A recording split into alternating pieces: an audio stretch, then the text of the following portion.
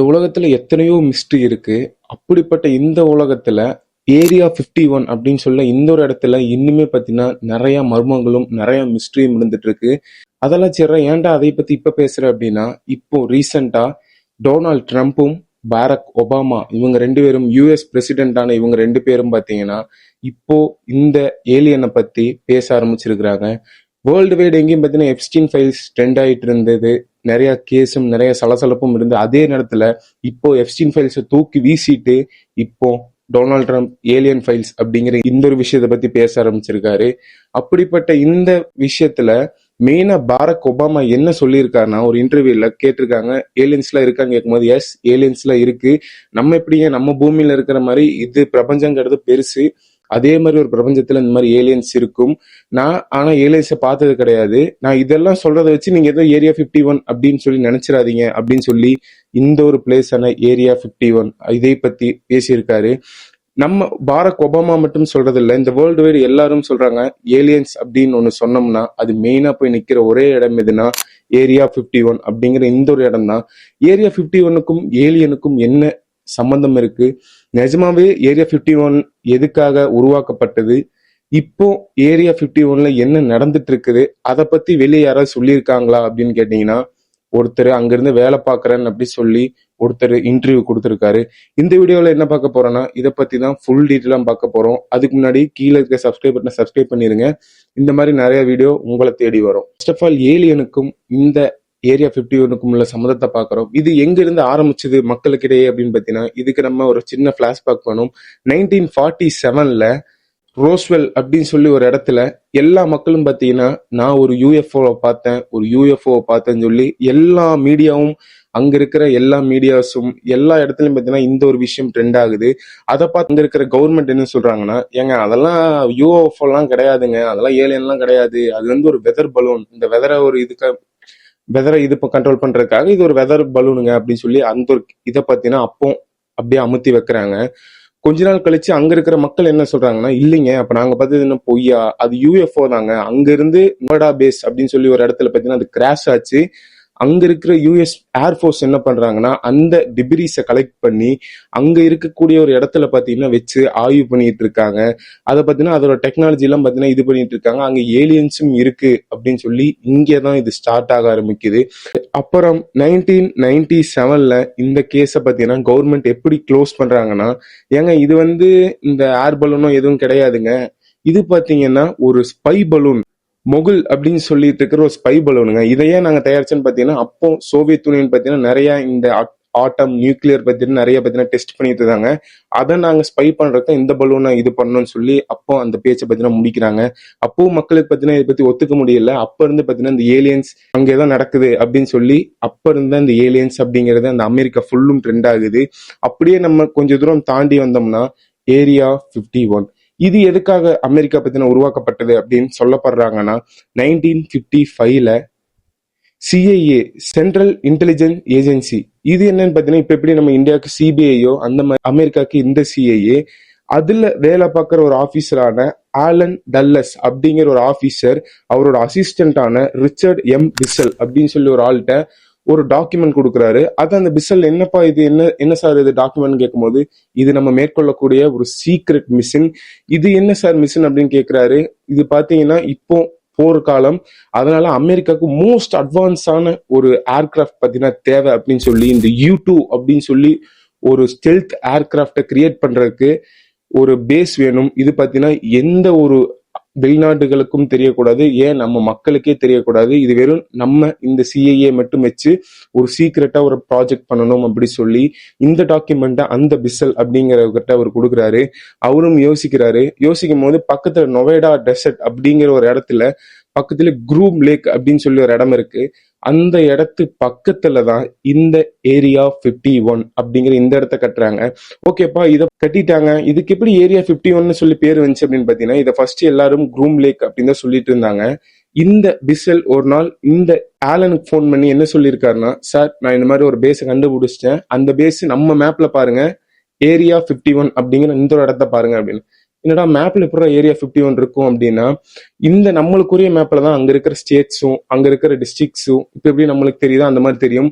இந்த army, CIA அவங்களுக்கு எல்லாம் பாத்தீங்கன்னா அது ஏரியாஸ் அங்க இருக்கிற ஸ்டேட்ஸ்ல பாத்தீங்கன்னா A1, A2, A3 அப்படிங்கிறது தான் தெரியும். அதனால தான் இந்த ஏரியா 51 அப்படிங்கிற இந்த ஒரு ஆல்டிடியூட தான் அங்க பாத்தீங்கன்னா ஏரியா 51 அப்படின்னு சொல்லி பேர் வருது.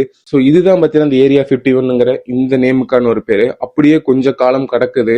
1989ல ஜார்ஜ் நாப் அப்படின்னு சொல்லி ஒரு ஜேர்னலிஸ்ட் ஒரு இன்டர்வியூ எடுக்கிறாரு லாஸ் ஏஞ்சல்ஸ்ல. அந்த இன்டர்வியூ ரொம்ப ட்ரெண்ட் ஆகுது வேர்ல்டு வைடு. அதை யாரை எடுக்கிறாங்கன்னு பாத்தீங்கன்னா டென்னிஸ் அப்படின்னு சொல்லி ஒரு ஆள் எடுக்கிறாரு. இவர் என்ன சொல்றாருன்னா, மூஞ்சி ஃபுல்லும் பிளர் பண்ணிடுறாங்க, அவர் யாருன்னு வெளியே தெரிய வேணாம் அப்படின்னு சொல்லி மூஞ்சி ஃபுல்லும் பிளர் ஆகி அவர் இன்டர்வியூ கொடுக்குறாரு. நான் ஏரியா 51ல S4 அப்படின்னு சொல்லி ஒரு ரூம்ல நான் வேலை செய்யறேன். இந்த S4ங்கிற ரூம் மக்கள் சொல்றதுல உண்மைதான். அங்க 9 ஏலியன் UFO இருக்கு. அதை நாங்க பாத்தீங்கன்னா ரீஇன்ஜினியரிங் பண்ணுவோம். இன்ஜினியரிங் டெக்னாலஜி தான், அதுலதான் எனக்கு வேலை. இதை பாத்தீங்கன்னா எந்த ஒரு டீசலுமோ இல்ல எந்த ஒரு பெட்ரோல்னாலையும் இந்த ஒரு வெஹிக்கிள் பாத்தீங்கன்னா மூவ் ஆகாது. எலமெண்ட் 115 தான் இந்த 2003ல பாத்தீங்கன்னா ரஷ்யா கண்டுபிடிக்கிறாங்க. அதுக்கு அவங்க வச்ச பேர் என்னன்னா மாஸ்கோவியம். அப்போ இவரு ட்ரெண்ட் ஆறாரு இந்த டேனியல்ஸ்ங்கிறவரு. இவரு இந்த இன்டர்வியூ கொடுக்கும் போது இவர் பேரு டேனியல்ஸா அப்படின்னு கேட்டீங்கன்னா டேனியல்ஸ் கிடையாது. இவரோட உண்மையான பேர் என்னன்னா பாப் லேசர். அதுதான் இவரோட உண்மையான பேரு.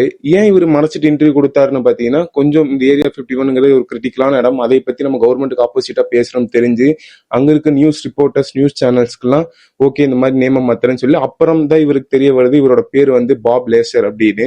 இதை பார்த்து அங்க இருக்கிற அந்த இன்டர்வியூவர் கேட்கறாங்க, இவ்வளவு பேசுறீங்க, நீங்க என்னங்க படிச்சிருக்கீங்கன்னு கேட்கும்போது நான் வந்து MITல எலக்ட்ரானிக்ஸ் முடிச்சிருக்கேன், நான் ஒரு பிசிசிஸ்ட் அப்படிங்கிறாரு.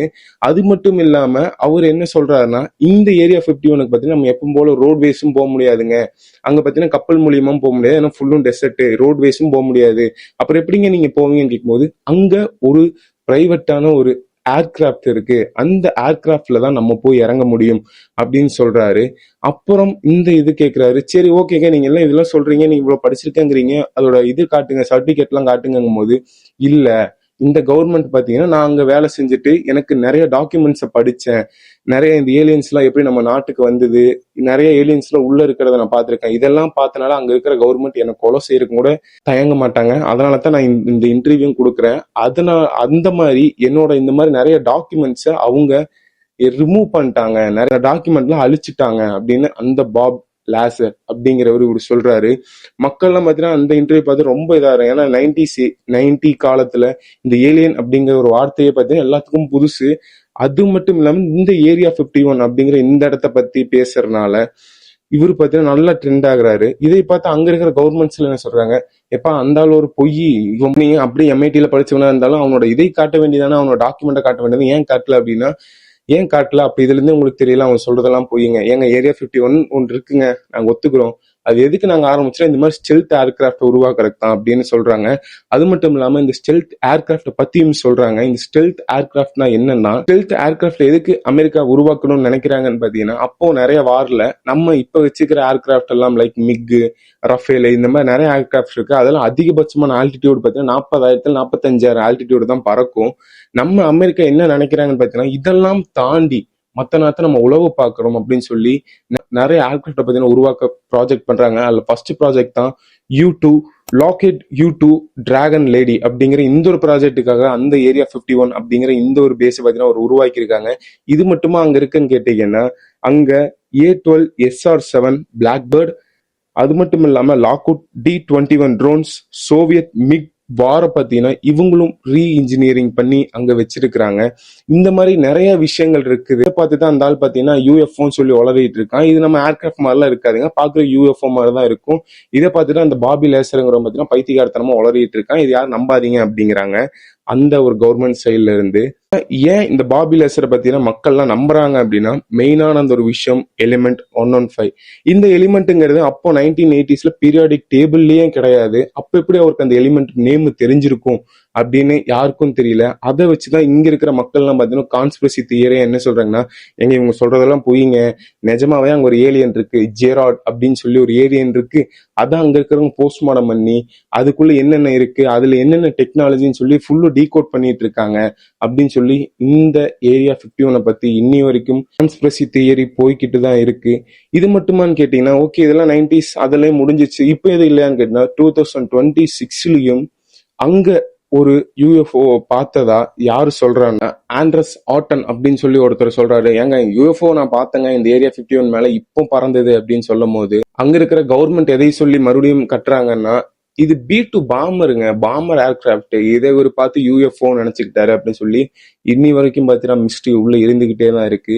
ஸோ இதுதான் பார்த்தீங்கன்னா ஃபுல் டீட்டெயில் ஆஃப் ஏரியா 51. இந்த ஏரியா 51 பத்தி நீங்க என்ன நினைக்கிறீங்க அப்படின்னு சொல்லி கீழே கமெண்ட் பண்ணுங்க. எனக்கு இருக்கிற 2 கொஸ்டின் என்னன்னா, அதுல எதுவுமே இல்லைன்னா ஏன் இவ்வளோ செக்யூரா அந்த இடத்த வச்சிருக்கிறாங்க? அங்க ஒரு ட்ரோன்ஸ் பறக்க முடியாது, ஒரு ஏர்கிராஃப்ட் பறக்க முடியாது, எதுவுமே பறக்க முடியாது. இந்த 2013 முன்னாடி வரைக்கும் இப்படி ஒரு இடம் மேப்ல இருக்குன்னே மேப்ல நம்மளுக்கு தெரியாது. அப்படிப்பட்ட ஏன் இந்த ஒரு செக்யூரிட்டியான இந்த இடத்த நம்ம இவ்வளோ செக்யூரா வைக்கணும் அப்படிங்கிறது எனக்கு தெரியல. இதுக்கு ஏதாவது ரீசன் தெரிஞ்சா கீழே கமெண்ட் பண்ணுங்க. Until then bye from Vignesh. அடுத்து இதே மாதிரி ஒரு நல்ல வீடியோல வந்து சந்திக்கிறேன். பாய்.